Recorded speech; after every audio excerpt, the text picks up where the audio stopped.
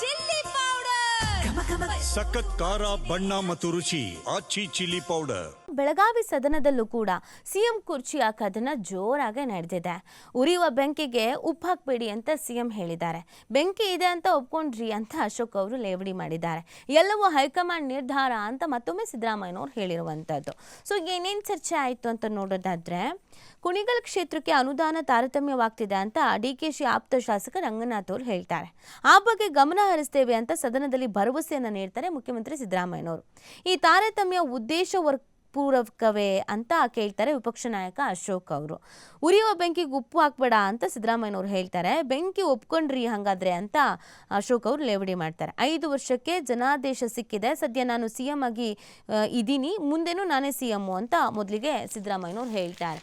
So ಯಾಕಂದರೆ ಎಲ್ರಿಗೂ ಗೊತ್ತಿರೋ ಹಾಗೇನೆ ಡಿ ಕೆ ಶಿವಕುಮಾರ್ ಅವರ ಆಪ್ತ ಕುಣಿಗಲ್ ಶಾಸಕ ರಂಗನಾಥ್ ಅವರು. ಸೊ ಅವರು ನನಗೆ ತಾರತಮ್ಯ ಆಗ್ತಿದೆ ಅಂದಿದ ತಕ್ಷಣ ಹಂಗಿದ್ರೆ ಉದ್ದೇಶಪೂರ್ವಕವಾಗಿ ಆಗ್ತಿದ್ಯಾ ಅಂತ ಸಿದ್ದರಾಮಯ್ಯನವ್ರನ್ನ ಲೇವಡಿ ಮಾಡಿ ಕೇಳ್ತಾರೆ ಅಶೋಕ್ ಅವರು. ಅವಾಗ ಬೆಂಕಿಗೆ ನೀನು ಉಪ್ಪಾಕ್ಬೇಡ ಕಣಪ್ಪ ಅಂತಾರೆ. ಹಾಗಾದ್ರೆ ಉರಿತಿದೆ ಅಂತ ಒಪ್ಕೊಂಡ್ರಿ ನೀವು ಅಂತ ತುಂಬ ಕಾಮಿಡಿಯಾಗಿ ಮಾತಾಡ್ತಾರೆ. ಸ್ವಲ್ಪ ಮಟ್ಟಿಗೆ ಅದು ಅಲ್ಲಿ ತುಂಬ ಚರ್ಚೆ ಆಯಿತು. ಸೊ ಏನೇನು ನಡೀತು ಅನ್ನೋದು ನೋಡೋಣ ಬನ್ನಿ. ಸರ್ ಮೊದಲಿನ ಹೆಜ್ಜೆಲ್ಲ ಏರ್ ಚೇಂಜ್ ಮಾಡಿಸಿ ಸರ್, 2.25 ವರ್ಷದಿಂದ ಇದ್ದಾನೆ, ಅವನೇ ತೊಂದರೆ ಕೊಡ್ತಾ ಇರೋದು ಸರ್.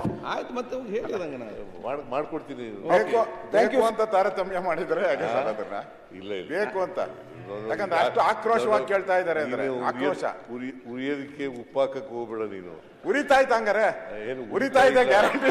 ನೀವೇ ಉರಿತಾ ಇದೆ ಅಂತ ಗಾದೆ ಅಲ್ಲ, ಉರಿತಾ ಇದೆ. ಅವ್ರ ಪೂಜೆಗಳು ಮಾಡ್ತಾವ್ರ ಸರ್, ಅವರು ಪೂಜೆ ಪುನಸ್ಕಾರ. ಅಧ್ಯಕ್ಷ ಸಿಎಂ ಆಗ್ಬೇಕು ಅಂತ ಹೇಳಿ ಪೂಜೆ ಪುನಸ್ಕಾರ ಎಲ್ಲ ಪುನಸ್ಕಾರ ಮಾಡ್ತಿರೋದು ನನ್ನ ಅಲ್ಲ. ಸಿಎಂ ಉರಿತಾ ಇರೋ ಇದಕ್ಕೆ ತುಪ್ಪ ಇದಾಕ್ಬೇಡ ಅಂತ, ಉರಿತಾ ಇದೆ ಅಂತ ಅರ್ಥ ಆಯ್ತಲ್ಲ. ಜಗಳ ಉರಿತಾ ಇಲ್ಲ, ಗಾದೆ ಅದು.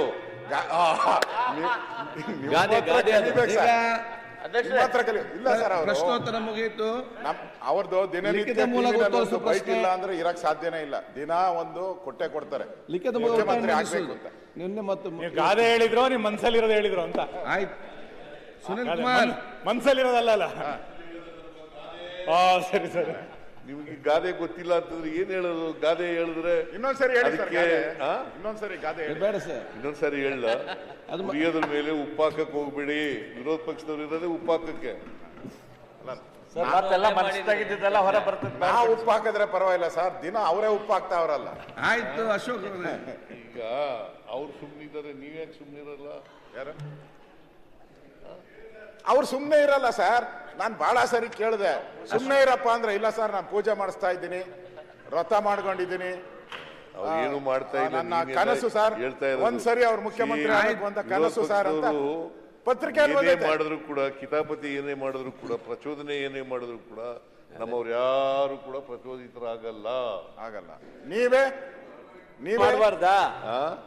ದಿನ ಮಾಡ್ತಾರೆ ಪಾಪ. ಆಯ್ತು, ಇಲ್ವಾ? 5 ವರ್ಷ ಇಲ್ಲ ಸರ್. ಯಾರು 5 ವರ್ಷ ಮುಖ್ಯಮಂತ್ರಿ? ನೀನೇ ಕೇಳ್ತೀಯ? ನನ್ಗೆ 5 ವರ್ಷ ಅಲ್ಲ, ರಾಜ್ಯದ ರಾಷ್ಟ್ರದ ಹಣಕಾಸು ಬಗ್ಗೆ ನೀವು ಯಾವ ವಚನ ಯೂಸ್ ಮಾಡಿದರೆ ಇಡೀ ದೇಶ ನೋಡಿದೆ. ನಾನೇ ಮುಖ್ಯಮಂತ್ರಿ, ಈಗಲೂ ಮುಖ್ಯಮಂತ್ರಿ. ಇಲ್ಲಿವರೆಗೆ ಹೈಕಮಾಂಡ್ ಇಲ್ಲೇ ಇರೋದು, ಇಲ್ಲೇ ಇರೋದು.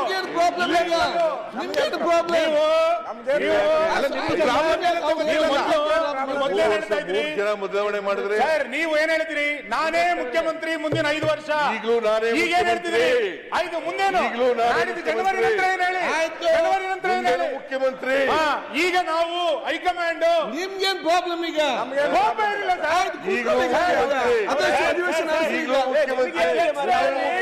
ಪಕ್ಷದ ನಾಯಕರ